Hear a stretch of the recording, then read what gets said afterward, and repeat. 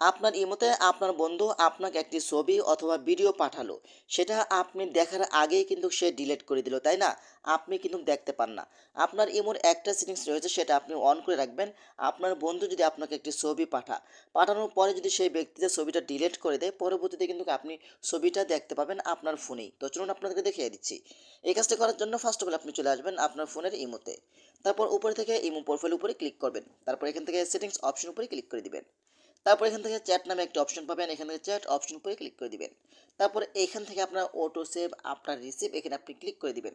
তারপরে এই দুইটা কিন্তু আপনাদের অফ থাকবে, এই দুইটা আপনারা অন করে দিবেন। বাস, এখন যদি আপনার বন্ধু ছবি পাঠিয়ে ডিলিট করে দেয়, অটোমেটিক কিন্তু আপনার ফোনে আগে চলে আসবে।